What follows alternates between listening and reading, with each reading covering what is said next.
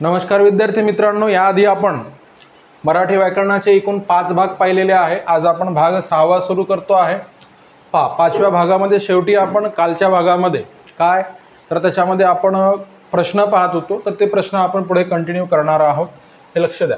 पहा रे, आता पहा, तुम्हाला जसे जसे प्रश्न विचारले जाईल तसे तसे त्याची उत्तरं द्यायची। पहा इथे काय म्हणत आहे, खानदेश भागात बोलली जाणारी बोली कोणती? तर काय म्हणून सांगा, अहिराणी। लक्षात ठेवा, खानदेश भागात बोलली जाणारी बोली कोणती? उत्तर काय सांगा, अहिराणी। विचार व्यक्त करण्यासाठी मानवाला मिळालेले मुख्य साधन कोणते? भाषा। आपल्या शेकडो वेळा रिपीट होत आहे, हे लक्षात ठेवा। संत तुकारामाचा कालखंड कोणता आहे? तर हे 1608 ते 1650। पहा, शिवाजी महाराजांचे समकालीन आहे, कोण म्हणून सांगा, तुकाराम महाराज। शिवाजी महाराजांचा जन्म 1630 साली आहे आणि यांचा 1608 साली आहे, म्हणजे हे शिवाजी महाराजांपेक्षा 22 वर्षांनी मोठे आहे, म्हणून मृत्यू शिवाजी महाराजांपेक्षा आधी आहे असं आपण गृहीत धरू। शिवाजी महाराजांचा मृत्यू केव्हा आहे? 1680 मध्ये आहे आणि यांचा 1650 मध्ये आहे। ठीक आहे।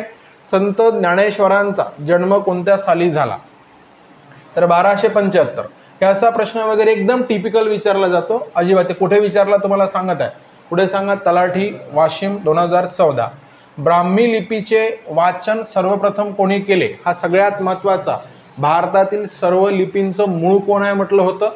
ब्राह्मी लिपी असं म्हटलं होतं। तिचं वाचन इंग्रज अधिकारी आहे, त्याचं नाव आहे जेम्स प्रिन्सेप, ह्या व्यक्तीने वाचन केलं होतं असं गृहीत धरू। मराठी भाषेचे लेखन कोणत्या लिपीत केले जाते? मराठी भाषेची लिपी कोणती आहे सांगा, देवनागरी असं आपण गृहीत धरू। ठीक आहे, चला देवनागरी। चुकीच्या जोडीचा पर्याय ओळखा। हे तुम्हाला माहीत असणं जरुरी आहे की मराठीमध्ये जे काय लिटरेचर झालेलं आहे, कोणत्या लेखकांनी काय काय लिहिलेलं आहे याच्यावर प्रश्न येत असतो। ठीक आहे, कोणत्या लेखकांनी काय काय लिहिलेलं आहे याच्यावर प्रश्न येत असतो। मग हे पहा, तराळ अंतराळ, हे लक्ष द्या, इथे काय म्हणून सांगा, तराळ अंतराळ कोण लिहिणारा होय? शंकर खरात। माझी जन्मठेप ही तर महात्मा गांधी म्हणते, हे रॉंग आहे। त्याचं कारण, जन्मठेप कोणाला झाली होती? स्वातंत्र्यवीर विनायक दामोदर सावरकर। तर इथे काय पाहिजे सांगा आपल्याला, स्वातंत्र्यवीर विनायक दामोदर सावरकर, म्हणून हीच जोडी काय सांगा रॉंग होते। म्हणजे कोणती? माझी जन्मठेप महात्मा गांधी। कृष्णा काठ यशवंतराव चव्हाणांनी लिहिलेला आहे। एक झाड दोन पक्षी विश्राम कोण सांगा, बेडेकर। तर हे जर समजा तुम्हाला साहित्यिकांची नावं जर पाठ असेल तरच अशा प्रकारचे प्रश्न बरोबर येतात, आणि तुम्हाला अंदाजही सोबतच येणं जरुरी आहे की प्रश्न काय विचारला जातो। ठीक आहे। ज्ञानेश्वरी या ग्रंथाचे मूळ नाव कोणते आहे? तर काय म्हणून सांगा, भावार्थ दीपिका। हे लक्षात ठेवा, ज्ञानेश्वरीचं मूळ नाव काय म्हणून सांगा, भावार्थ दीपिका असं आपण लक्षात घेऊ। ठीक आहे, चला पुढचा प्रश्न पाहू आपण। आता इथे कसं कसं राहील, जसे जसे प्रश्न आलेले आहेत तसेच्या तसे आपण इथे काय म्हणून सांगा ॲड करण्याचा प्रयत्न केलेला आहे, आणि प्रश्नाच्या सोबतच ते प्रश्न कुठे विचारले गेलेले आहे हे फटाफट आपण ॲड केलेलं आहे। लक्षात घ्या, राम गणेश गडकरी यांचे टोपण नाव काय? राम गणेश गडकरी। उत्तर काय म्हटलं सांगा, गोविंदाग्रज। लक्षात घ्या, बी, लक्षात घ्या, बी हे टोपण नाव खालीलपैकी कोणाचे? नारायण मुरलीधर गुप्ते। पहा, बी हे टोपण नाव कोणाचे? नारायण मुरलीधर गुप्ते। पहा, एकांकिकावर नसलेल्या लेखकाचे नाव ओळखा। पहा, एकांकिका, एकांकिका म्हणजे नाटक असते, ते काय सांगा, 2 अंकाचं, 3 अंकाचं, 4 अंकाचं, 5 अंकाचं असं नाटक असते। तर त्याच्यापैकी एकांकिकावर नसलेल्या लेखकाचे नाव ओळखा। तर हे अनंत काणेकरचंही आहे, वसंत बापट, विजय तेंडुलकर, महेश एलकुंचवार यांचं काय सांगा नाही, म्हणून त्यांचं एकांकिकेमध्ये नाव नाही असं आपण कन्सिडर करू। खालीलपैकी कोणता पर्याय चुकीचा आहे? प्रश्न 12वा पाहतोय आपण। तर याच्यामध्ये पहा, इथे आपण कन्सिडर करत असताना हे पहा, कोणता पर्याय चुकीचा आहे? पहा, प्रल्हाद केशव अत्रे, केशव कुमार नाही, लक्षात घ्या। आता प्र के अत्रे हे लक्षात घ्या, हा पहिला चुकीचा। कृष्णाजी केशव दामले, काय म्हणून सांगा, यांना केशवसूत असं म्हटलं जाते, आणि इथे मे बी लक्ष द्या, आपण बहुतेक काय म्हणून सांगा खाली ॲड केलेला आहे। तर आता पहा, इथे कृष्णाजी केशव दामले केशवसूत, माणिक सीताराम गोडघाटे तुम्हाला सगळ्यांना माहिती आहे, यांना कवी ग्रेस असं म्हटलं जाते। त्र्यंबक बापूजी ठोंबरे काव्य गंधर्व. मग पहिला कसा सांगा, रॉंग झालाय असं गृहीत धरू. आता इथे पहा, ऐल तटावर पैल तटावर हिरवळी घेवणे, निळा सावळा झरा वाहतो बेटा बेटा मधुनी, चार घरांचे गाव चिमुकले, पैल टेकडीकडे, शेतमळ्यांची दाट लागली, हिरवी गर्दी पुढे. वरील कविता काय म्हणून सांगा, कोणी लिहिलेली आहे असा प्रश्न विचारला गेलेला आहे. तर ती कोण लिहिलेली आहे, बालकवींनी लिहिलेली आहे. पहा, उषक काल होता होता काळ रात्र झाली. म्हणजे तुम्हाला अंदाज येत आहे की प्रश्न कसे येतात, ह्यांची नावं, ह्यांच्या कविता. तुम्ही म्हणाल हे काय असं विचारायचं असते का, हे काय ग्रामरमध्ये असं विचारलं जाते का बा मराठीमध्ये, काय तुम्हाला फक्त काय ग्रामरच शिकवल्या गेलेला आहे का आतापर्यंत? पहिल्या वर्गापासून बाल भारती माहीत आहे ना, तुम्ही बाल होते बरोबर आहे, तेव्हापासून आता युवक झाले, तरुण झाले. दरवर्षी होतं लिटरेचर तुम्हाला कविता, त्या अशा मराठीत येतात. मग पैकी गुण मिळण्याऐवजी गुण कमी करतात, हे लक्षात घ्या. पहा, उषक काल होता होता काळ रात्र झाली, अरे पुन्हा आयुष्याच्या पेटवा मशाली. ही कविता कोणी लिहिली असं तुम्हाला काय सांगा आहे, सुरेश भट. तर ही कविता आपण असं गृहीत धरू की आपल्या महाराष्ट्रामध्ये भूकंप झालेला होता, उस्मानाबाद किल्लारी माहीत आहे तुम्हाला. तो पहाटे पहाटे भूकंप झालेला होता. शेकडो लोकांनी त्याच्यात काय सांगा प्राण गमावलेले होते. म्हणजे उषक काल होता होता, काळाने त्यांच्यावर काय सांगा झडप घातली, पण तरीही काय म्हणून सांगा खचून जाऊ नका, पुन्हा आयुष्याच्या काय सांगा पेटवा मशाली खूप गाजली. कोणती सांगा, सुरेश भटांची ती कविता होती. गड आला पण सिंह गेला या मराठी पुस्तकाचे लेखक कोण, हे ह ना आपटे कादंबरीकार म्हटलं होतं, पण लक्षात कोण घेतो, ही त्यांची काय सांगा कादंबरी होती, कालची गोष्ट आपली बरोबर आहे. मराठी भाषेचे शिवाजी कुणाला म्हटले जाते, शिवाजी विष्णुशास्त्री काय सांगा चिपळूणकर शिवाजी असं आपण लक्षात घेऊ.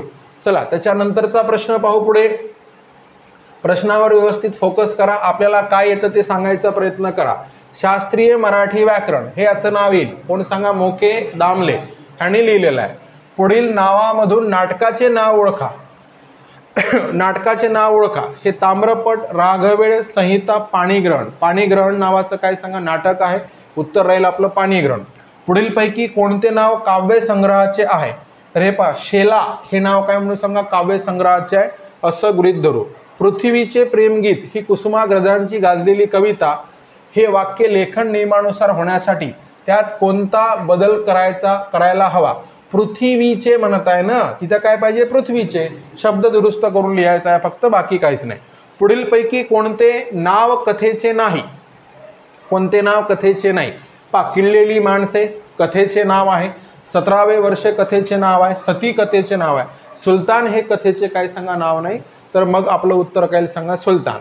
गोविंदाग्रज या टोपण नावाने कोणी लेखन केले, राम गणेश गडकरी असं आपण लक्षात घेऊ. खालीलपैकी चुकीची जोडी ओळखा. हे पा पुस्तक होय, पा बलूत, हे बलूत पाहिजे, दया पवार. झुलवा पुस्तक कोणाचं, उत्तम बंडू तुपे. गोलपिठा नामदेव ढसाळ. मग इथे उचल्या लक्षात घ्या, लक्ष्मण माने, ह्याचं हे पुस्तक नाही आहे म्हणून ती जोडी काय सांगा चुकीची. 75 वर्ष पूर्ण झाल्यावर साजरा कराव्याच्या उत्सवासाठी खालीलपैकी कोणता शब्द वापरतात, हे तर तुमचं चुकायला नको, कारण परवाच्या दिवशी आपण आपल्या स्वातंत्र्याला 75 वर्षे साजरी झाली आणि कोणता महोत्सव साजरा केला, अमृत महोत्सव साजरा केला असं आपण कन्सिडर करू, हे लक्षात घ्या. पहा, इथे 25 वर्षे झाल्यावर काय म्हणून सांगा रौप्य, 50 झाली सुवर्ण, लक्षात घ्या, म्हणजे 60 झाली सुवर्ण आणि काय म्हणून सांगा लक्षात घ्या, हे 50, हे इथे काय म्हणून सांगा 60, 25 इथे लिहून देतो, लक्षात घ्या. इथे काय सांगा रौप्य, म्हणजे इथे किती म्हणून सांगा 25 असं लक्षात घ्या. इथे काय म्हणून सांगा 50, इथे काय म्हणून सांगा 60 आणि त्याच्यानंतर आता किती सांगा 75 आणि पुढे जर समजा तुमची किती होईल सांगा 100, त्याला कोणता महोत्सव म्हणू, शतक महोत्सव असं आपण लक्षात घेऊ. लक्षात घ्या. पुढे जाऊ थोडंसं आणि पुढचे प्रश्न आपण बघणं सुरू करू. प्रवास वर्णनाची नावे लिहा म्हणते, प्रवास वर्णन. लक्षात घ्या, प्रवास वर्णनाचे नाव ओळखा. आता इथे जे प्रश्न ॲड केलेले आहे, बरेच प्रश्न थोडेसे वेगळ्या टाईपचे आहे, व्याकरणाशी संबंधित आहे का, नाही, तर हे लोक, त्यांच्या कादंबऱ्या, त्यांची नावं ह्याच्याशी संबंधित आहे. पहा, इथे काय खिल्ली, डोह, कांचनाची निरांजने ही प्रवास वर्णन नाही आहे. उथव हे कोण आहे सांगा, प्रवास वर्णन आहे. आचार्य प्रल्हाद केशवत्रे यांनी अनेक नाटके लिहिली, खालीलपैकी एक नाटक त्यांनी लिहिलेले नाही. पहा, साष्टांग नमस्कार त्यांचंच आहे, विनोदी. नंतर तुम्ही नव्हेच हे त्यांचं आहे, लग्नाची बेडी हे त्यांचं आहे, नटसम्राट हे त्यांचं नाही, हे लक्षात घ्या. चुकीची जोडी शोधा, हे इथेच आलं पा, पटापट पटापट आलं, पुन्हा डबल. आता सांगितलं पा, मॅच द पेअर करा. तलाठी वाशिमला विचारला गेलेला आहे. 25 वर्ष काय बोललो, रौप्य महोत्सव. 50 वर्ष काय बोललो, सुवर्ण महोत्सव. 65 वर्ष काय म्हणत आहे, हीरक महोत्सव. 65 नाही म्हटलं इथे किती करा, 60 बरोबर आहे. आणि 75 काय, अमृत महोत्सव. आणि 100 वर्ष कोणता, शताब्दी महोत्सव. हे असं तुम्हाला विचारलं जाते. आता काय विचारलं जाते, काय विचारल्या जात नाही, पैकी गुण मिळवत असताना हजारो प्रश्नांचा सराव पाहिजे, तेव्हा परीक्षेत चट्ट गुण मिळतात, हे तुम्ही लक्षात घ्या. ठीक आहे. चला, जोड्या जुळवा. तलाठी कुठलं सांगा, नागपूरचं. ठीक आहे. आता इथे निबंधमाला लक्षात घ्या. निबंध हे सुधारक जे पहिले येते ते जुळवा. आता जे आधी कालपासून सराव झाला आहे, दर्पण झाला आहे, दर्पण तुमचं. अरे बरोबर आहे ना. कोण सांगा, बाळशास्त्री जांभेकर. जोड्या जुळवण्याची एक पद्धत सांगतो, तिला 100% फॉलो करा. PSI, STI, ASO, राज्यसेवा कुठलीच जोडी वाया जात नाही. जोड्यापैकी तुम्हाला जे करेक्ट माहिती आहे त्याला पहिले लावा. हां, तर आता तुमचं काय म्हणून काल सांगितलं नव्हतं, 6 जानेवारी 1832 म्हटलं. बाळशास्त्री जांभेकर कोण सांगा, दर्पण.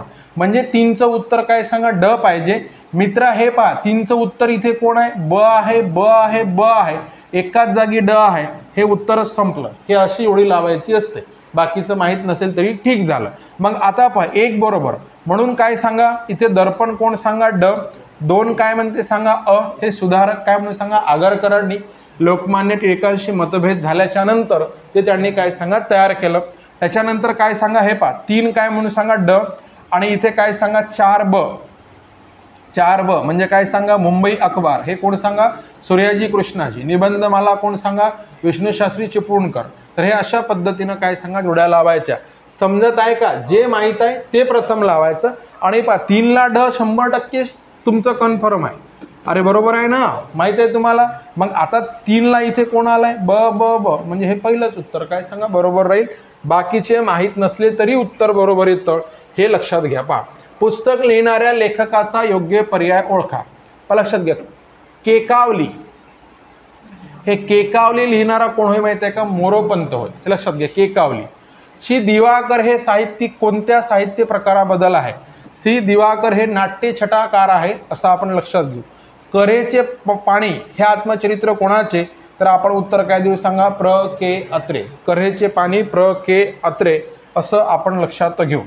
चला पुढे जाऊ. नंतरचा प्रश्न प्रकार, चुकीची जोडी ओळखा. ती फुलराणी पु ल देशपांडे बरोबर आहे. तोमी नव्हेच पल्लास केशव अत्री बरोबर आहे. सखाराम बाइंडर जयवंत दळवी ही जोडी काय सांगा, चुकीची आहे, असं लक्षात घेऊ. आता नटसम्राट कोणाचं होतं, तर इकडे पहा, इथं चेक करून घ्या. वि वा शिरवाडकर, विष्णू वामन शिरवाडकर. त्यांनाच आपण काय म्हणतो सांगा, कुसुमाग्रज असं म्हणत असतो. हे आपण काय म्हणून सांगा, लक्षात घ्यायचं. चला पुढे जाऊ. पुढचा मुद्दा, भय इथले संपत नाही, मज तुझी आठवण येते, मी संध्याकाळी गातो, तू मला शिकवली गीते. या सुप्रसिद्ध काव्याची रचना कोणी केलेली आहे, तर काय म्हणून सांगा, कवी ग्रेस. लक्षात घ्या. आता तुम्हाला सांगतो, हे सर्वच्या सर्व पाठ ठेवायचं का नाही, आपण वाचून जायचं. प्रश्न लक्षात आला ठीक आहे, लक्षात घ्या. नाहीतर अशा प्रकारचा प्रश्न जर निगेटिव्ह मार्किंग नसताना स्किप केला तरी चालतो. समजत आहे मी काय म्हणत आहोत. ग्रामरचे सर्व प्रश्न तिथे असतात, अशातला काही भाग नाही. परत प्रश्न पहा, गोविंदाग्रज नावाने कोण लेखन केलं, राम गणेश गडकरी. तिसऱ्यांदा येऊन राहिला प्रश्न हा तुम्हाला. लक्षात घ्या. आमचा बाप आणि आम्ही प्रसिद्ध लेखक आहे नरेंद्र जाधव. पुस्तक वाचूनच काढा. ज्यांना अभ्यास करावा वाटत नाही, जीवावर येते, त्यांनी हे पुस्तक वाचा. आमचा बाप आणि आम्ही, स्फूर्ती मिळते त्याच्यातून. पहा, मराठी नवकवितेचे जनक. पहा, मराठी काय म्हणून सांगा, नवकवितेचे जनक कोण सांगा, भासी मर्ढेकर. आधुनिक मराठी कवितेचे जनक किंवा आधुनिक मराठी कवितेचे जनक केशवसूत. प्रश्न रिपीट होत आहे का रे, होत आहे ना. पहा लक्षात घ्या. पर्यायी उत्तरामधून योग्य ते पर्यायी उत्तर शोधा. भाषा नदीच्या प्रवाहाप्रमाणे असते.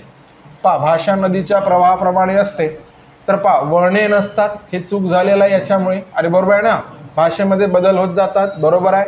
भाषेच्या व्याकरणाच्या नियमांना मुरड घालावी लागत नाही, हे रॉंग आहे. भाषेचा अखंड प्रवाह चालू नसतो. दुसरं काय सांगा, बरोबर. असं आपण या ठिकाणी काय करू सांगा, उत्तरं देऊ. पहा, जेवढं शिकलो त्याच्यातून तुम्हाला उत्तर देता येणं अत्यंत जरुरी आहे. दादा इथून सुरू केलेले आहे काही आयोगाचे प्रश्न. हे पहा, इथे आयोगाचे प्रश्न तुम्हाला PSI 1993 नंतर काय सांगा PSI, हे पुढे पुढे काय सांगा सगळे याच्यातली उत्तरं जर आपण बरोबर देऊ शकत असेल तर आपण मेन्सच्या परीक्षातली उत्तरं सुद्धा बरोबर देतो असं आपल्याला समजलं पाहिजे. पहा, अक्षर म्हणजे, हे लक्षात घ्या, पहिला प्रश्न, अक्षर म्हणजे कोण? आवाजाच्या खुणा. भाषा म्हणजे विचार व्यक्त करण्याचं साधन. मराठी भाषेचे लेखन काय म्हणून सांगा? देवनागरी लिपीत करतात. व्याकरण म्हणजे भाषेचे स्पष्टीकरण करणारे शास्त्र, ते आणखी तुम्हाला शिकवायचं आहे. मराठी लिपी कोणत्या प्रकारे लिहिली जाते? डावीकडून उजवीकडे. उत्तर सांगत चला. मराठी भाषेचे लेखन कोणत्या लिपीत केले जाते? देवनागरी लिपीत केले जाते. देवनागरी लिपी आदर्श लिपी मानण्याचे कारण सांगा. आहे असं म्हटलं का इथंही? मानण्याचं कारण, देवनागरी लिपीत उच्चारणात येणारा प्रत्येक ध्वनी चिन्हाने दाखवता येतो. लक्षात घ्या. आता पहा, आपल्या मनातले भाव अथवा विचार व्यक्त करण्याचे साधन म्हणजे कोण होय? भाषा होय. पहा, गुमणे, हरवणे हा शब्द कोणत्या प्रादेशिक भाषेत वापरला जातो? अहिराणी. लक्षात घ्या, अहिराणी. पुढील समूहात न जुळणारा शब्द सांगा. देवनागरी, मोडी, रोमन, इडली. इडली हे काही भाषेचा नाही आहे, तो काय सांगा? पदार्थाचं नाव आहे, म्हणून तो मॅच होणार नाही.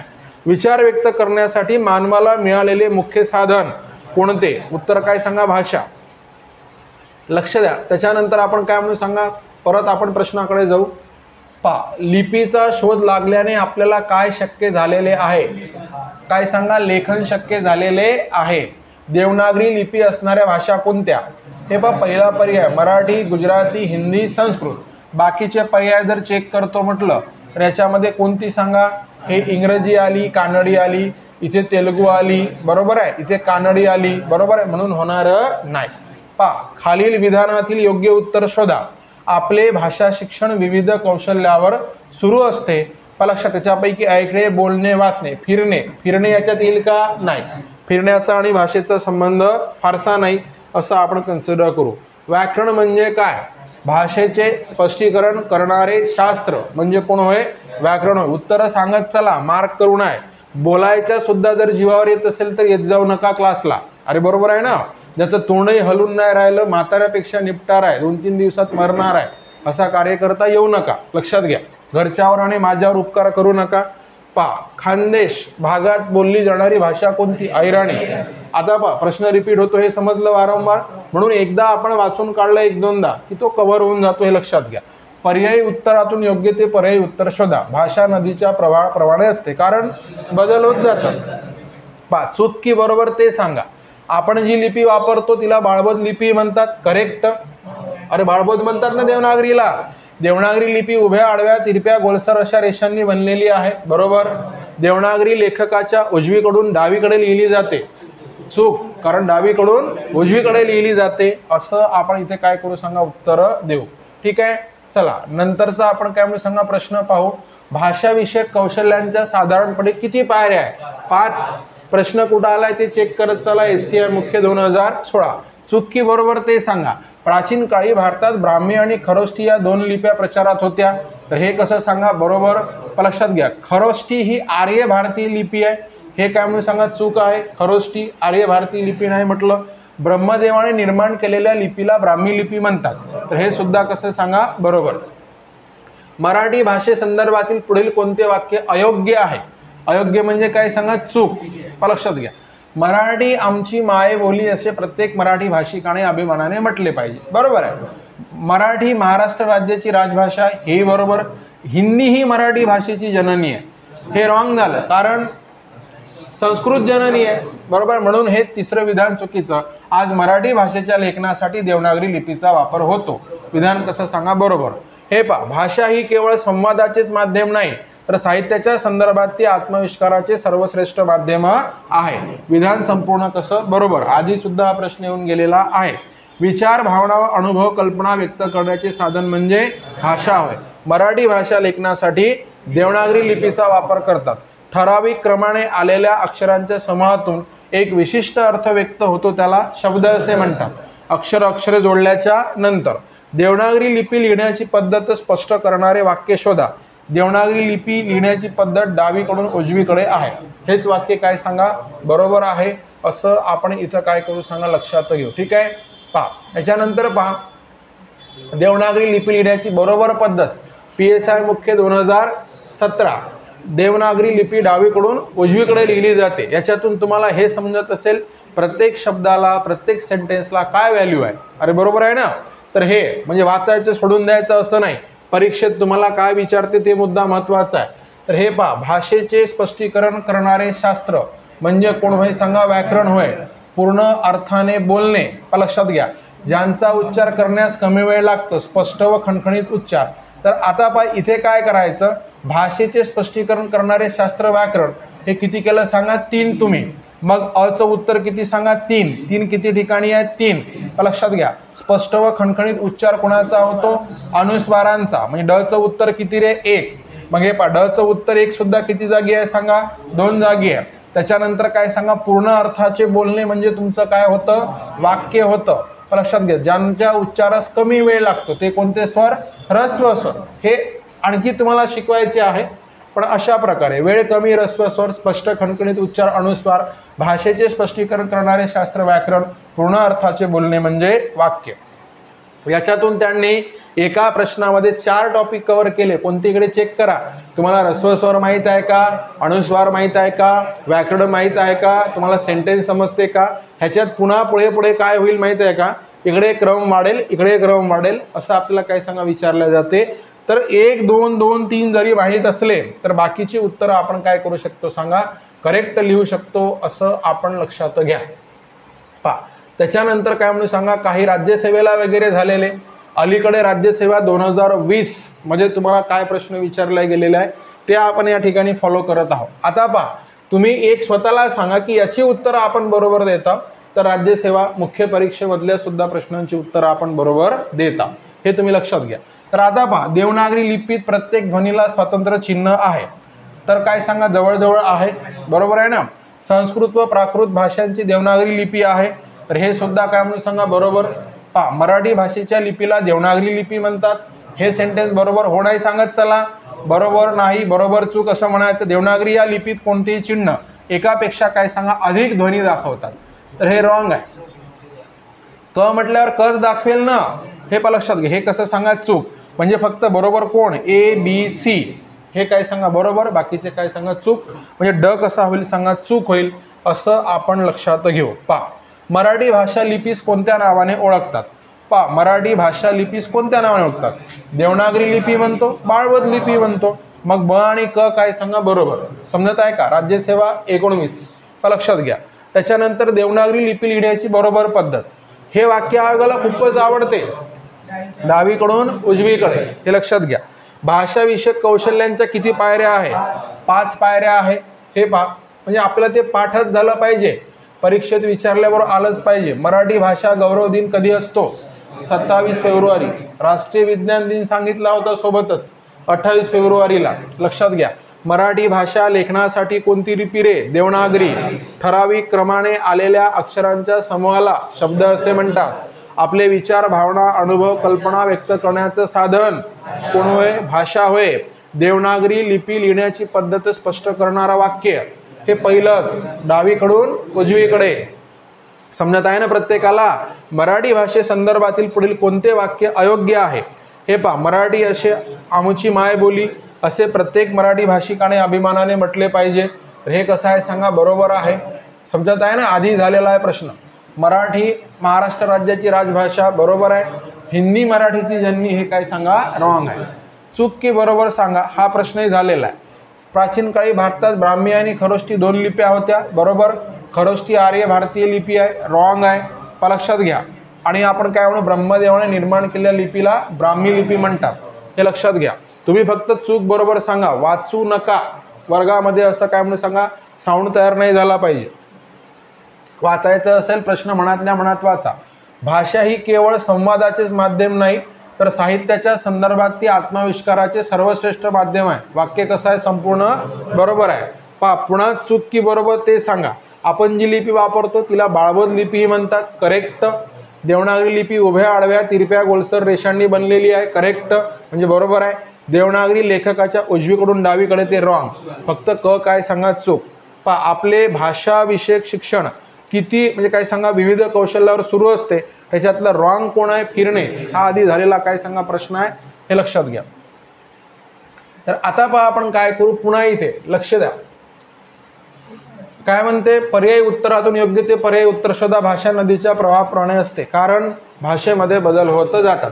हे प्रश्न झालाय, बाकीचं काय सांगा रॉंग आहे. खानदेश बोलली जाणारी भाषा कोणती, अहिराणी.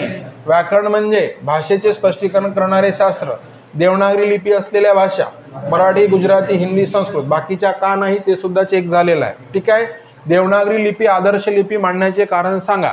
देवनागरी लिपीत उच्चारण्यात येणारा प्रत्येक ध्वनी स्वातंत्र्य चिन्हाने दाखविता येतो. जवळजवळ प्रत्येक ध्वनी असं आपण कन्सिडर करू. तर हे पहा, असं आपण इथे जवळपास काय सांगा 100 प्रश्नांचं काय केलेलं आहे सांगा, इथे विचार केलेला आहे. आणि आता सर इथून काय सुरू होतो, तर इथून पुन्हा काय सांगा वर्णविचार सुरू होतो आणि पुन्हा आपलं डिस्कशन आपण काय करू सांगा सुरू करू. वर्णविचार हे पहा, वर्ण म्हणजे कोण होय सांगा, जसं तोंडावाटे उच्चारल्या गेलेल्या उच्चारल्या जाणाऱ्या मूलध्वनींनाच. कोणाला मला सांगा, मूलध्वनींनाच. लक्षात घ्या, मूलध्वनींनाच कोणाला, तर मूलध्वनींनाच काय म्हणतात सांगा, वर्ण असे म्हणतात. मूलध्वनींनाच वर्ण असे म्हणतात. हे पहिल्या तासात तुम्हाला काय सांगा शिकवल्या गेलं होतं. आता इथे परत एकदा पहा, एक रिवाइज करू आपण की भाषेची सुरुवात कशी होते. हे पहा, तुमचा जन्म झाला. हे पहा, आधी तुम्हाला हे शिकवलेल्या पहिल्या दिवशी आठवते का रे, आठवते. पहिल्या दिवशी आपण हे काय सांगा सांगितलेलं आहे. तर पहिल्या दिवशी मी तुम्हाला काय सांगितलेलं आहे ते लक्षात घ्या. पहा, इथे काय म्हणून सांगा वर्णविचार. आता भाषेची सुरुवात, जसा तुमचा जन्म झाला, आता तुम्हाला एकदा तर शिकवलेलं आहे. आता पटापट सांगा, जसा तुमचा जन्म झाला तसं आपण काय बोलतो सांगा, पटापट काय बोलतो सांगा. आपण असं म्हणू का, इथे काय सांगा आई, इथे काय म्हणून सांगा बाबा, इथे काय रे दादा, इथे काय म्हणून सांगा काका, इथे मामा, असं म्हणू का, नाही. कारण असं जर म्हटलं, समजा तुमचा जन्म झाला आणि जन्म झाल्या झाल्या तुम्ही जर आईला विचारलं काय आई कशी आहेस, बरोबर आहे, बाबा कुठे गेलेत, लक्ष द्या, दादा मला पाहायला आले नाही का, तुमची आई तिकडे बेडवरून पळू लागेल. अरे बरोबर आहे ना, कारण तुम्हाला माहित आहे की ह्या वेळेस आईला ते अपेक्षित नाही. ठीक आहे. मग तुम्ही प्रथम काय करतात ते सांगा. हां, रडणे. बरोबर आहे, रडणे. सुरुवात आपल्या आयुष्याची काय होते सांगा, रडणे. मग आता तुम्हाला सांगायचं आहे रडणे, पण आता तुम्ही रडत आहे, रडणं जरुरी आहे. बरोबर आहे ना, रडणं जरुरी आहे. जन्म झाल्या झाल्या जर समजा तुम्ही रडले नाही तर काय समस्या होते तेही सांगतो. तुम्ही जर रडले नाही तर तुम्हाला रडवलं जाते, डॉक्टर चेक करून पाहतात. म्हणजे जसं तुम्ही एखादा काय म्हणून सांगा होम थिएटर घरी आणत आहे, काय करता, म्हणजे पेटी पॅक घेऊन येता का, नाही, पहिल्यांदा काय करते ते वाजवून दाखव म्हणते, चांगलं वाजलं पाहिजे. फक्त तिथे एक आपल्याला सुविधा अवेलेबल असते, ती म्हणजे कोणती माहीत आहे का, थांबा एक मिनटं. हॅलो, हो हो हो, नाही क्लास सुरू आहे माझा. ठीक, हो ठीक आहे, ठीक.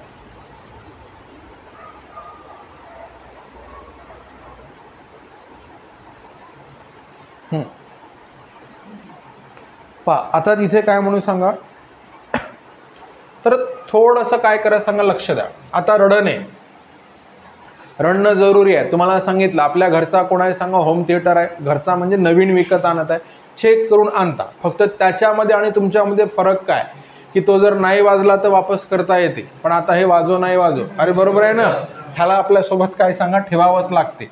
मग तुम्हाला डॉक्टर मारून पाहते, चिमटा घेऊन पाहते, आणि तुम्ही खरोखरच नाही जर रडले तर मग बाबा पेढे आणायला जात नाही, आणि नातेवाईक काय म्हणून सांगा हशी खुशीनं काय सांगा नसते. ह्याचं कारण काय सर म्हणा, अरे काय म्हणून सांगा जो काही पीस आपल्याला भेटलेला आहे, अरे बरोबर आहे ना, त्याचा साऊंड सिस्टम खराब आहे ना, किंवा काय सांगा बंद आहे, आणि त्याच्यात कंपनी काय म्हणते वापस होत नाही.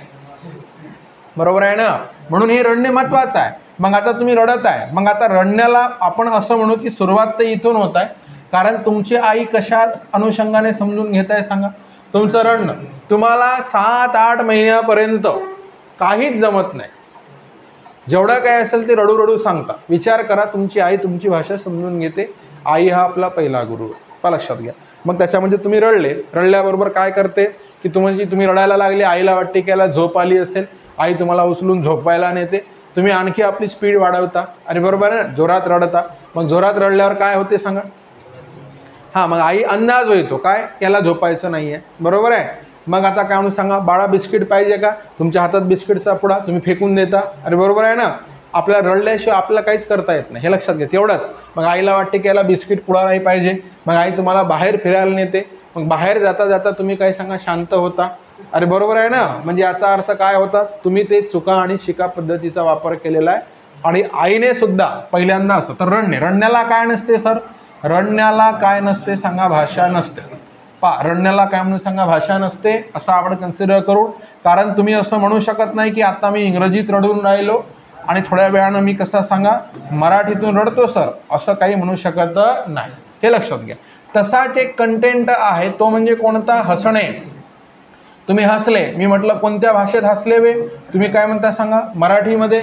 मग आता इंग्रजीतून हसून दाखवा, अरे बरोबर आहे ना, असं भाषा राहील का, नाही. पण हे रडणे हसणे याच्यातून आपले साऊंड क्लिअर होत जातात. हे आवाज होय, हे कोण होय सांगा, ध्वनी होय, हे ध्वनी होय, हे आवाज होय, याच्यातून साऊंड क्लिअर होत जातात. मग आता तुम्ही लहान लेकरांना खेळवता, बरोबर आहे, खेळवता, आणि खेळवताना काय करता माहिती आहे का, आ ऊ. मग आता एक सिंपल लक्षात घ्या की तुम्हाला तुमची कोण खेळवताय, आई. आणि तुमचा आयुष्यातला पहिला साऊंड, बेसिक साऊंड काय निघत आहे सांगा, हे लक्षात घ्या. कोणता साऊंड सांगा, अ. तर अ हा तुमचा साऊंड. काय कौतुक रे त्या साऊंडचा, विचार करा, त्या ध्वनीचं काय कौतुक. खेळताना चकाळताना जर समजा तुम्ही अ म्हटलं तर आई काय करते, वडिलांना बोलवते, अहो इकडे या, काय हे यानं अ म्हटलं, अरे बरोबर आहे ना, ह्यानं काय म्हटलं सांगा, अ. मग ते एक पहा, तुम्हाला सांगतो, भाषा काही अशी साधी सोपी आलेली नाही आहे. तुम्हाला जर वाटत असेल मग तुम्हाला दुसरी का बरं नाही बोलतायत, मराठी बोलताय ते दुसरी नाही बोलतायत, त्याचं कारण खूप साऱ्या लोकांनी आपल्याला मराठी शिकवलेली आहे, हे तुम्ही इथे लक्षात घ्या. मग आपले काय म्हणून सांगा, एक अक्षर शिकवायचे आहे, एक साऊंड शिकवायचे आहे. एक साऊंड शिकवण्यासाठी तुम्हाला कितीतरी लोकांनी प्रयत्न केले. मग आता आईने शिकवलं, तुम्ही एकदा रिव्हिजन किती महत्त्वाची असते हे मागेही सांगितलं मी, आताही लक्षात घ्या. मग तुम्ही एकदा अ म्हटल्यावर आई काय म्हणते, अ अ, अरे बरोबर आहे ना, बाबांना मध्ये हा अ म्हणतो, बरोबर आहे. मग बाबा अ, मग तुमचा काका, दादा, मामा, नाना काय करताय सांगा, सगळे अ शिकवायला लागले. त्याला वाटते हे काय बाळासारखे करून राहिले सारेजण, अरे बरोबर आहे ना, हे लक्षात घ्या. आणि आपल्याला भाषा येत नाही सुरुवातीला, मग आता होते कसं, पुढे पुढे पुढे पुढे. मग आता आपल्या भाषेची सुरुवात कोणापासून झालेली आहे सर, मूलध्वनीपासून झालेली आहे. हा पहिला पॉईंट.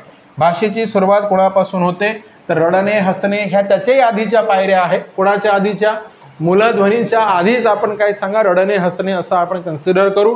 पण त्याच्यातून भाषा आपल्याला काय सांगा व्यक्त करता येत नाही, किंवा रडण्याचे हसण्याचे आपण लिखित चिन्ह वापरू शकत नाही, किंवा काय म्हणा सांगा लिखित साईन वापरू शकत नाही. म्हणून मग काय म्हणून सांगा, भाषेची सुरुवात इथे म्हटल्याच्या नंतर प्रथम कोण सांगा, मूलध्वनी. अरे बरोबर आहे ना, प्रथम कोण सांगा, मूलध्वनी. आता सांगा मूलध्वनी कोणाला म्हणायचं, तर याचंच काय म्हणून सांगा, तोडून टाका यालाच, अरे बरोबर आहे ना. आणि यांचा उच्चार कशा वाटे करून राहिलो आपण, तोंडा वाटे. म्हणून इथे याचीच काय करा सांगा, डेफिनेशन करा. अरे कळते का, ह्याचीच काय करा सांगा, व्याख्या करा. आणि व्याख्या कशी करू, तोंडावाटे निघणाऱ्या मूळच्या ध्वनींना, अरे समजत आहे ना, तोंडावाटे निघणाऱ्या मूळच्या ध्वनींना काय म्हणतात सांगा, मूलध्वनी असे म्हणतात. सिंपल. तोंडावाटे निघणाऱ्या मूळच्या ध्वनींनाच काय म्हणून सांगा, मूलध्वनी असे म्हटल्या जाते.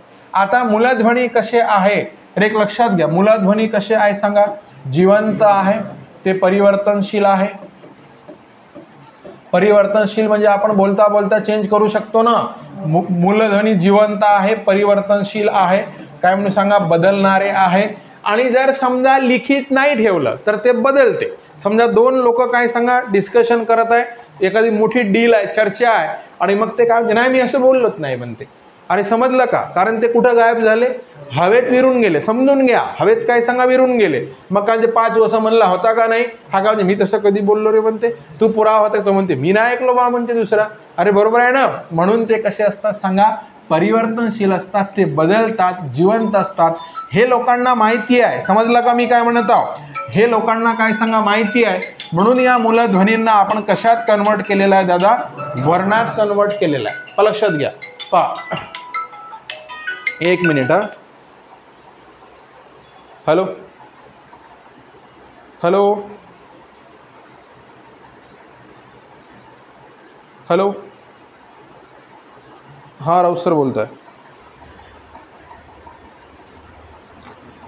वेळ आहे ना, ती सुरू व्हायला वेळ आहे. मी तुम्हाला फोन करतो, माझी बॅच सुरू आहे. ठीक आहे. तर आता बघ कसं होत आहे, नीटच समजून घ्या. पहा, मला सांगा, मूलध्वनी समजलं म्हणजे आपण काय सांगा, एखादी मीटिंग घेतली, चर्चा घेतली आणि आपण बोलत बसलो आणि त्याच्यात लिहून काहीच नाही ठेवलं, हे समजून घ्या.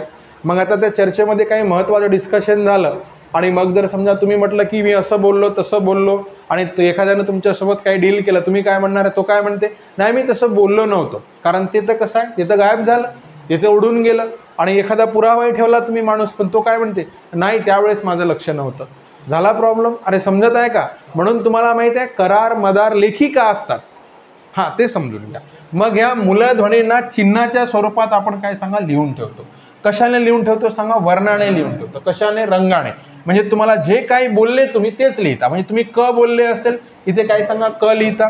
तुम्ही प बोलले असेल, प लिहिता. अरे बरोबर आहे. तुम्ही ट बोलले असेल, ट लिहिता.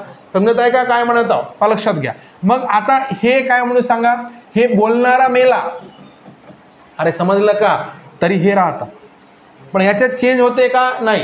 ह्या लिहिलेल्या गोष्टीत बदल होईल का? तुम्ही एक पूर्ण पान लिहून काढलं, त्याच्यात बदल करता येते का? नाही. मग आता पहा, हे वर्ण आणि मूलध्वनीमध्ये फरक कसा आहे, तर हे पहा.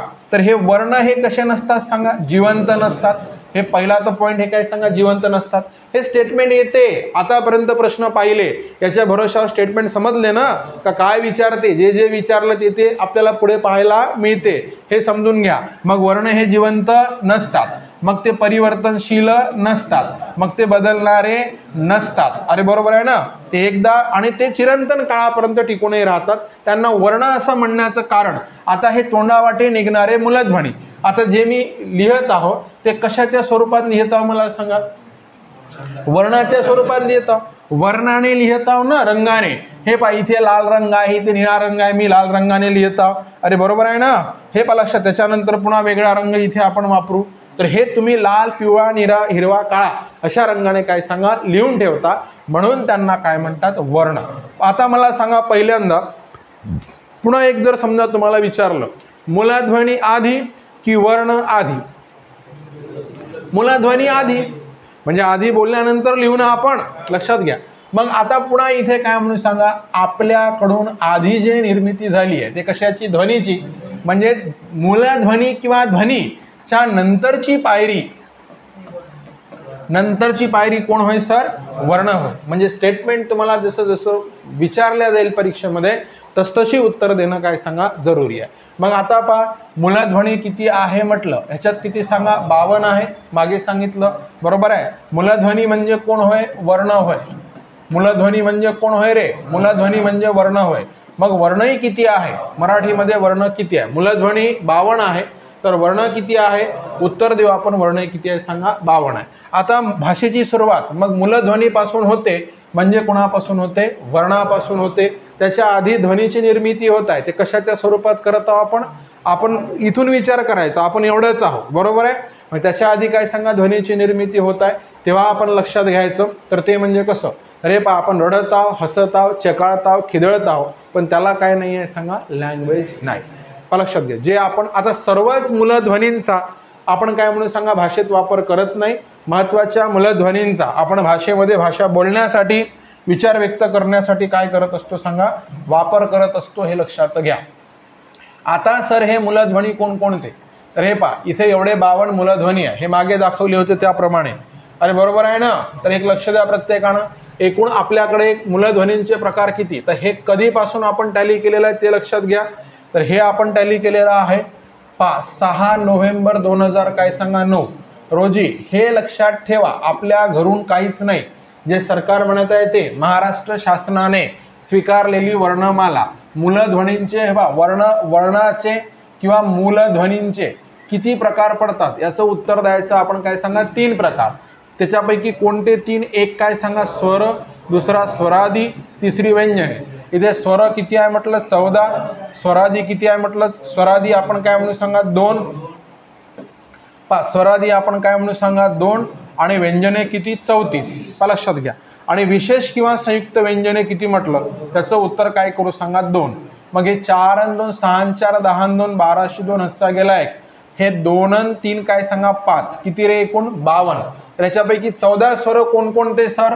अ आ इ ई उ ऊ रू लू ए ऐ ओ औ. बरोबर आहे. आणि इथे स्वरादी अं आ. तर हे 14 स्वर. आता 14 स्वरापैकी तुम्हाला सांगतो तुमच्या चुका इथं सांगून देतो मी. तुमच्या चुका तुम्ही लहानपणापासून मला माहिती आहे हे काय झालेलं आहे माहिती आहे की तुम्ही पहिल्या वर्गात जाण्याच्या आधीपासून तुम्हाला हे शिकवलं गेलेलं आहे. वडिलांनी तुम्हाला घरी उजळणी आणून दिली. अरे बरोबर ना, पहिलीत जायच्या अगोदर. आता त्यांची तळमळ बघा. ते शाळा शिकले असतील नसतील तो भाग वेगळा, पण त्यांना वाटतं की जे आपण केलं ते आपल्या मुलांनी करू नये. मला काहीतरी काय सांगा आपल्यापेक्षा वेगळं केलं पाहिजे, उत्तुंग केलं पाहिजे असं त्यांचं म्हणणं. मग हे पहा तुम्ही अ आ इ ई म्हणून पहा. तुम्ही कसं म्हणता तेच पहा आणि चुकते काय ते सांगतो. हे पहा तुम्ही काय करता हे लक्ष द्या. सुरू करा. अ आ इ ई उ ऊ. लक्षात घ्या ए ऐ अजिबात म्हणत नाही. तुम्ही जर रू लू म्हणत असाल ना हे वाचून सांगत आहे तुम्ही म्हणून पहा. काय म्हणता? अ आ इ ई उ ऊ ए ऐ. नंतर काय सांगा ओ औ. त्याच्यानंतर काय सांगा अम आ. झालं.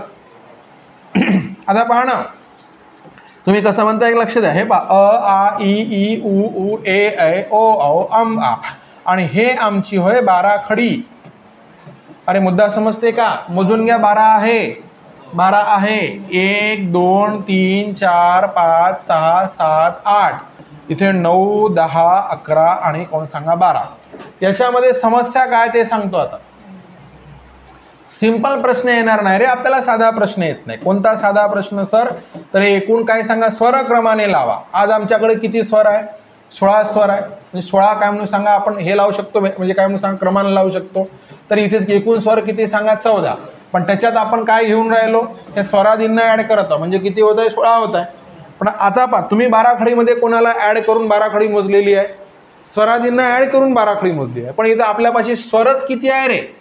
स्वरच 14 आहे. मग आता यांचा योग्य क्रम तो कुठपर्यंत तुमचा बरोबर आहे आणि कुठून काय सांगा चुकलेला आहे तर ते आपण पहिल्यांदा पाहू. हे तुम्ही लक्ष द्या. पहा तुम्ही कुठपर्यंत बरोबर आहे पहा सांगतो. हे पहा अ आ इ ई. लक्षात घे इथे काय सांगा उ ऊ. No problem. करेक्टच आहे इथपर्यंत अ आ इ ई उ ऊ. अरे बरोबर आहे ना. आता इथून तुम्हाला काय ऍड करायचं आहे? रू. पा रू ऋषीचा आणि त्याच्यामध्ये कोण सांगाल रू रू रू. नंतर पा लक्षात घ्या ए आ ऐ. अरे समजत आहे का? पुन्हा लक्षात घ्या ए. लक्षात घ्या इथे काय म्हणून सांगा ऐ ए आ ऐ. लक्षात घ्या ओ अ आणि काय सांगा औ. तर आता इथे नीट लक्ष द्या. पहा परत.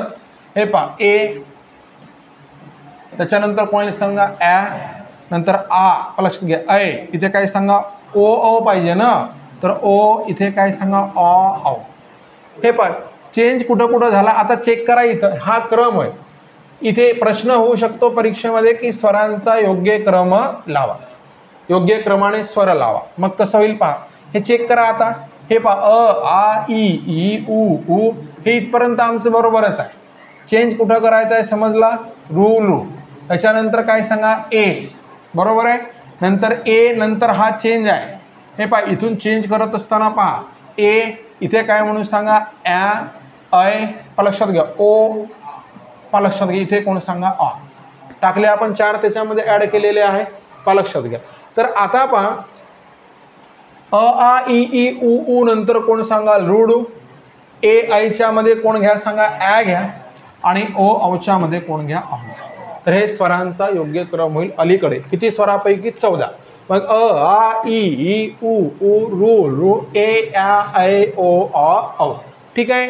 पहा स्वरादी किती आपल्याकडे 2 अनुस्वार आणि विसर्ग आणि बाकी व्यंजने किती सांगा 34. क ख ग घ अंग च छ ज ज न ट ठ ड ढ ण त थ द ध न प फ ब भ म य र ल व श श स ह ळ क्ष आणि ज्ञ.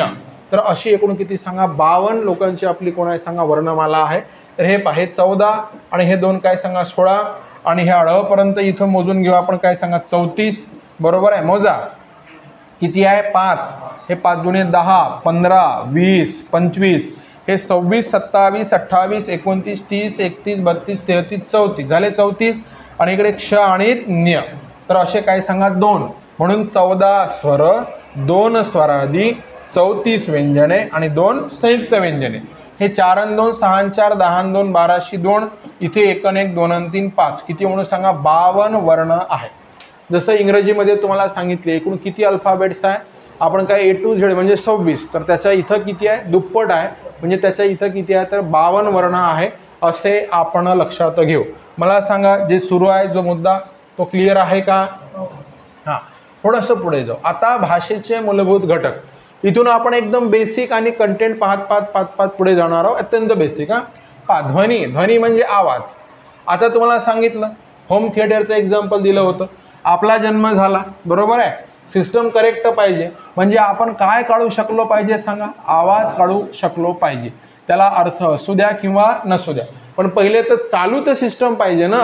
अरे बरोबर आहे. मग ध्वनी, मग ध्वनी तुम्ही काय सांगा, ध्वनीमध्ये कोणाचा समावेश होतो सांगा, रडणे हसणे याचा समावेश होईल. बरोबर आहे का? रडणे हसणे याचा समावेश होईल. मग आता पहा, कोणत्याही आवाजाला, कोणताही आवाज, म्हणजे तुम्ही कुठे घर्षण केलं, पानांची छळछळ म्हणा, सैनिकांचं संचलन म्हणा, एखादी गोष्ट नुसती हवेत काठी जरी फिरवली तरी त्याचा काय होतो सांगा, आवाज होते. एखादं भांडं जमिनीवर आदळलं तर आवाज होते. समजत आहे? लहान लेकरू रडत आहे, कोणी गात आहे, कोणी तुम्ही काय सांगा ड्रम वाजवताय, कोणी काय सांगा मोठा काय सांगा एखादा चर्मवाद्य वाजवताय, सनई म्हणा, तुतारी म्हणा, काही असू द्या.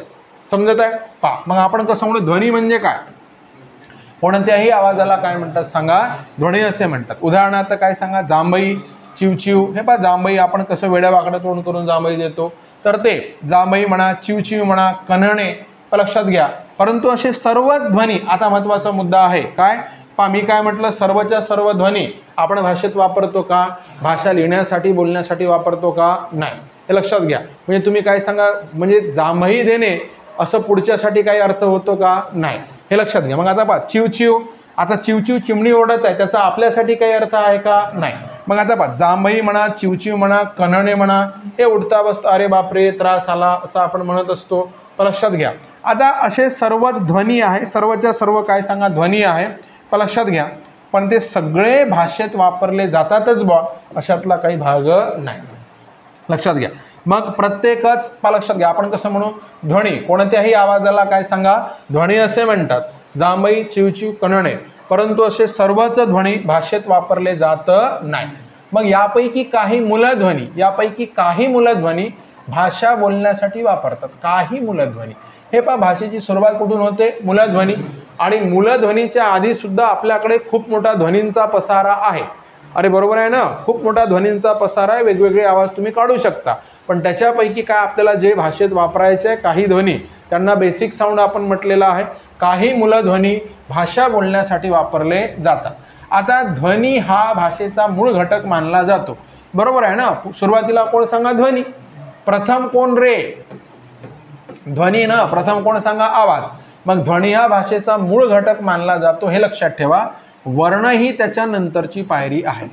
हे आधी शिकवलं होतं तुम्हाला, वर्ण ही त्याच्या नंतरची पायरी आहे. वर्ण ही ध्वनी नंतरची पुढची पायरी आहे. म्हणजे पहिल्यांदा काय होईल सांगा, ध्वनी तर निघू द्या. आणि सांगा ध्वनी कसा असतो, जिवंत असतो, प्रवाही असतो, बदलणारा असतो, तो चेंज होणारा असतो. बरोबर आहे, परिवर्तनशील असतो. तसं कोण नसते, वर्ण नाही. बरं, लिखित स्वरूपात ठेवतो आपण. मग हा काय सांगा, न बदलणारा असतो, अपरिवर्तनशील असतो, प्रवाही नसतो आणि बदलणारा नसतो. तो म्हणजे कोण सांगा, वर्ण. आता तुम्हाला एक गोष्ट समजून येत असेल की लिखित हा मुद्दा का बरं, हे तुम्हाला समजत असेल.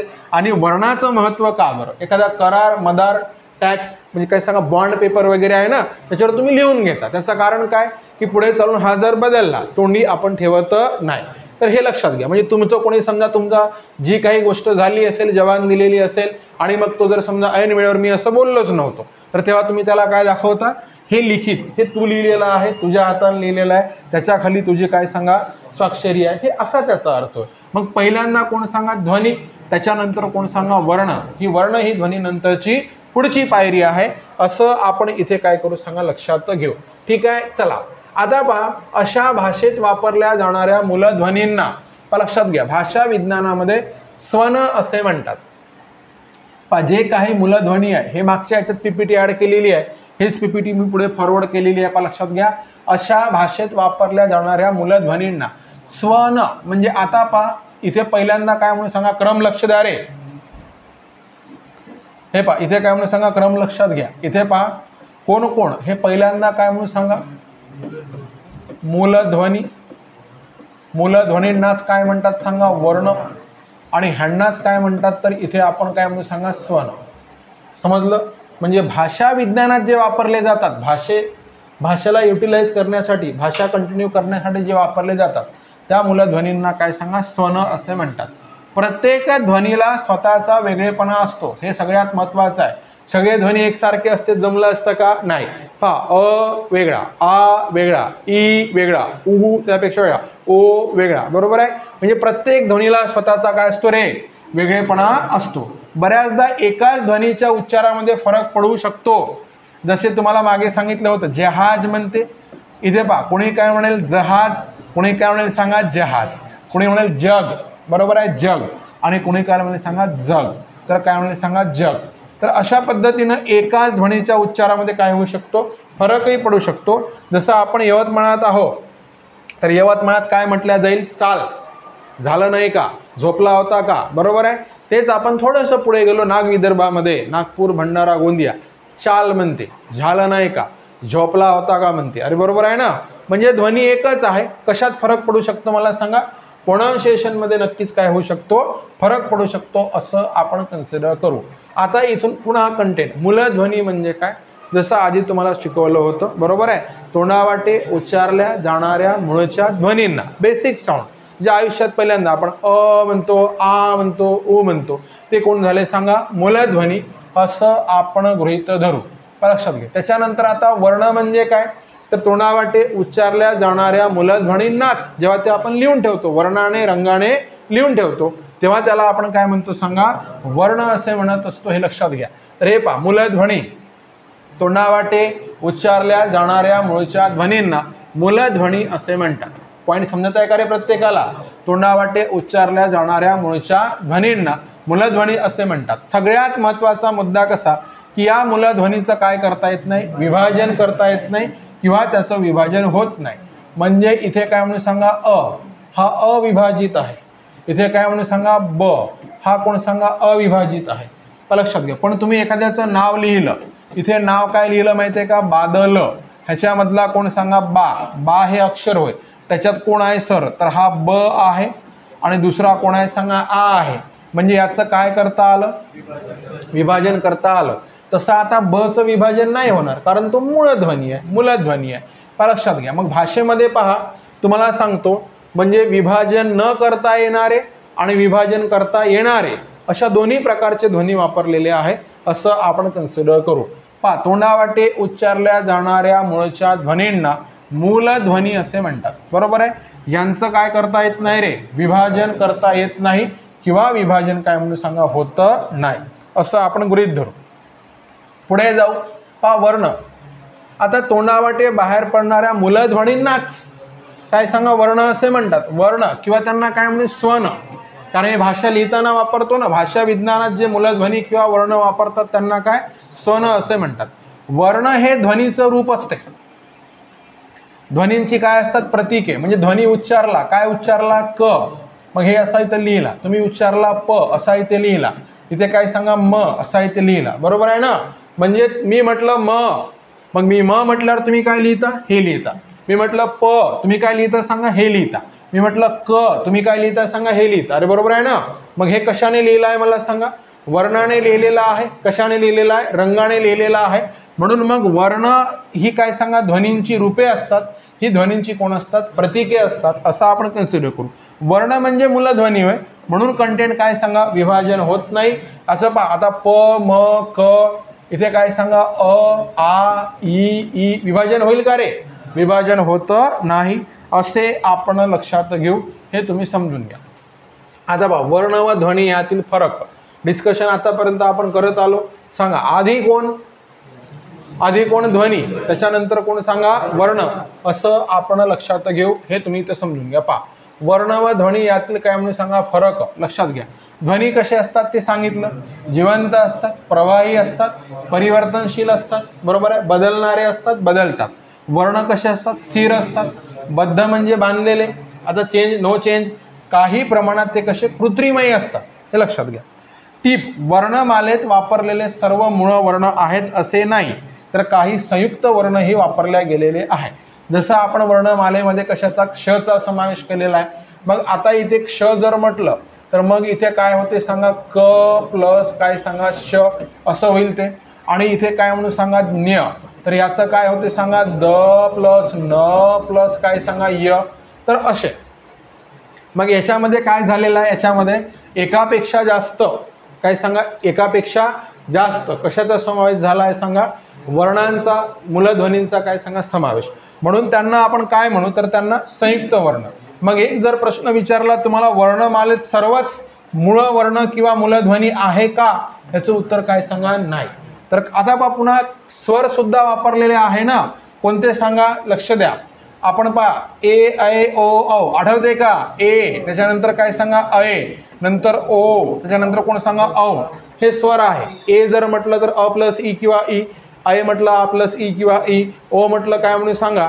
अ प्लस उ किंवा ओ. आणि इथे काय सांगा? आ प्लस उ किंवा ओ. आऊ, ओ. अरे बरोबर आहे ना. तर असे काय झालेले आहे? एकापेक्षा जास्त त्याच्यामध्ये कोण आलेले आहे? मूलध्वनी आलेले आहे. म्हणून मग वर्णमालेत वापरलेले सर्वच मूळ वर्ण आहेत असे नाही, तर काही संयुक्त वर्णही पाहाव्यास काय म्हणून सांगा? मिळतात. समजत आहे ना? प्रत्येक स्टेटमेंट समजत आहे. कारण पुढे पुढे आपण जाऊ. तुम्ही प्रश्न तर पाहतच असता बोर्डवर की अशा प्रकारे प्रश्न विचारले जातात. तर तेव्हा ते बरोबर काय, चुकीचं काय, हे छोटं काय सांगा? ओळखता येणं जरुरी आहे. पहा, मूळ वर्ण क ख अ ब काय होत नाही? विघटन होत नाही, फोड करता येत नाही. संयुक्त वर्ण हे ए ऐ ओ औ क्ष ज्ञ ह्यांची फोड करता येते. अरे बरोबर आहे ना.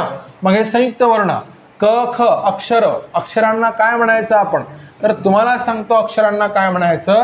अक्षरांना पूर्ण उच्चारित, लक्षात घ्या, पूर्ण उच्चारित वर्ण किंवा काय सांगा? ध्वनिचिन्ह असे म्हटल्या जाते. पूर्ण उच्चारित वर्ण किंवा ध्वनिचिन्ह असे म्हटल्या जाते. पॉईंट समजत आहे प्रत्येकाला? लक्षात घ्या. अशा पद्धतीनं. तर आता काय करू? पुढे पुढे जाऊ. अक्षर वगैरे याच्यावर आपण आणखी काय सांगा? डिस्कस करायची आहे. आता महत्वाचं काय? पहा, महत्वाचं काय? आता तुम्हाला सांगतो. इथे ह्या लोकांनी काय केलं? गव्हर्नमेंटला विचारलं. काय विचारलं?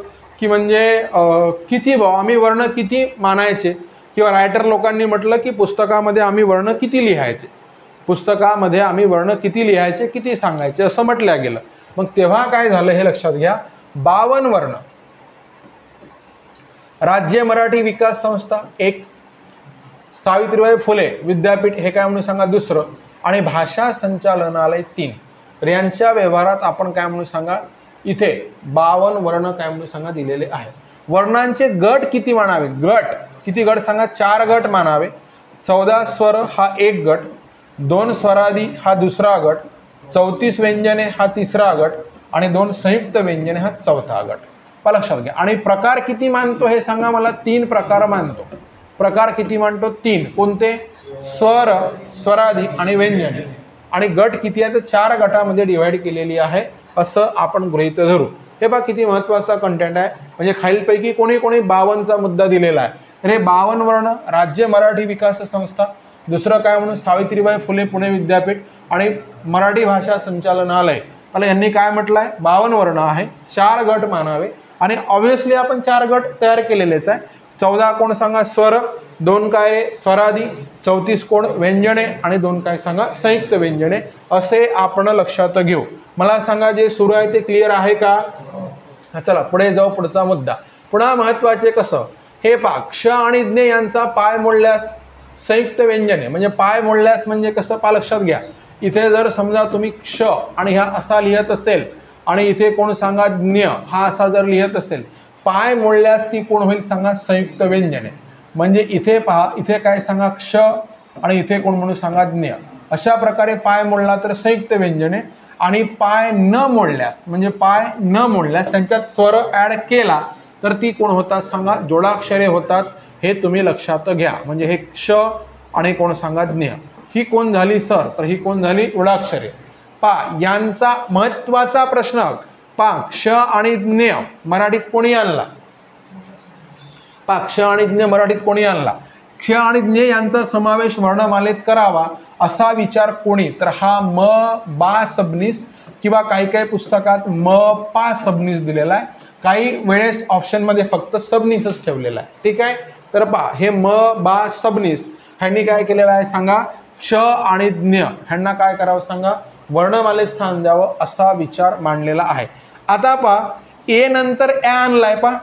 आपण काय केलं होतं आता वर्णमाला पाहताना ए नंतर काय सांगा? ॲ आणि काय केलं? ऐ. तर ए ऐ कोण आहे माहिती आहे का? तर ए ऐ लक्षात घ्या. आता ए ऐ तर ते काय म्हणून सांगा? आता इकडे लक्ष द्या ना प्रत्येकानं. इथे काय म्हणून सांगा? ओ औ. तर इथे काय म्हणून सांगा? ओ. लक्षात घ्या. त्याच्यानंतर काय सांगा? ऑ. लक्षात घ्या. ओ नंतर काय सांगा? ऑ. त्याच्यानंतर काय सांगा? औ. असं त्यांचं स्थान ठेवलेलं आहे ना आपण. म्हणजे ए आयच्या मध्ये कोणाला घेतलेला आहे? ॲला. लक्षात घ्या. लक्षात घ्या. ए आयच्या मध्ये कोणाला घेतला आहे? ॲला. आणि ओ औच्या मध्ये कोणाला घेतलेला आहे आपण सांगा? ऑला. मग आता यांचं स्थान याच्यावरून ठरवलेलं आहे. म्हणजे ए आयचं काय स्थान आहे? ए आयचं काय स्थान आहे? तर ए आयचं स्थान कोणतं आहे? लक्षात घ्या. ए आणि ऐ हे कंठ तालव्य आहे. ए आणि ऐ कंठ तालव्य हे पुढे शिकवणार आहोत पुन्हा. तर हे ए ऐ कंठ तालव्य म्हणून ॲ सुद्धा कोण सर?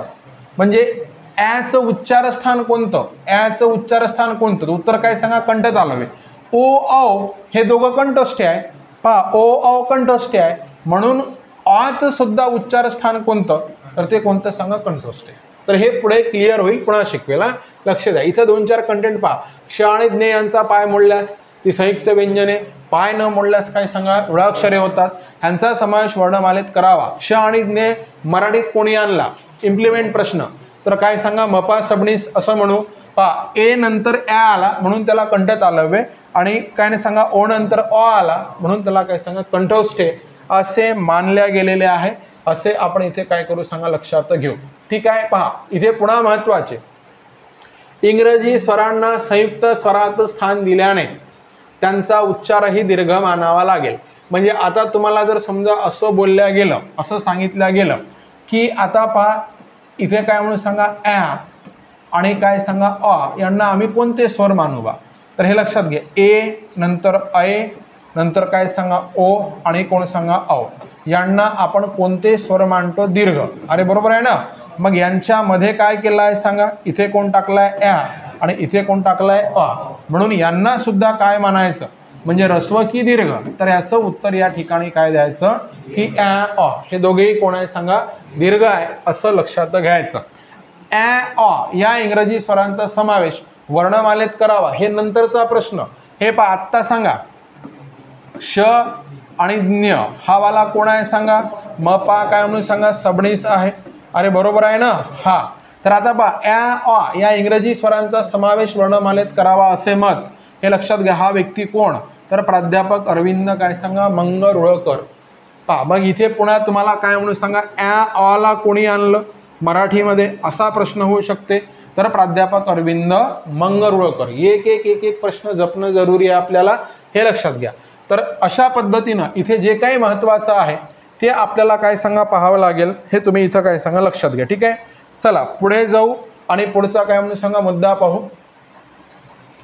तर आता काय म्हणून सांगा? वर्णमालेविषयी काय म्हणून सांगा? महत्त्वाचे हे लक्षात घ्या.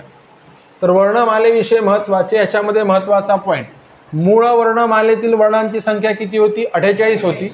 आधुनिक वर्णमालेत आता किती झालेली आहे? 52 झालेली आहे. एका प्रश्नामध्ये हे स्टेटमेंट होतं. लक्षात घ्या. रू आणि काय म्हणून सांगा? लू. लक्षात घ्या. रू आणि काय म्हणून सांगा? लू. लक्ष द्या इकडे. आपण कसं कन्सिडर करू? तर हे लू असा पाहिजे. असा रू आणि लू या स्वरांचा 14 खडीत समावेश होत नाही. 14 खडीत समावेश होत नाही हा महत्त्वाचा मुद्दा. डायरेक्ट प्रश्न की आता 12 खडी राहिली नाही. आता काय झालेली आहे? 14 खडी झालेली आहे. मग त्याच्यात कोणाकोणाचा समावेश होत नाही? रूचा समावेश होत नाही, लूचा समावेश. कसा होत नाही सर?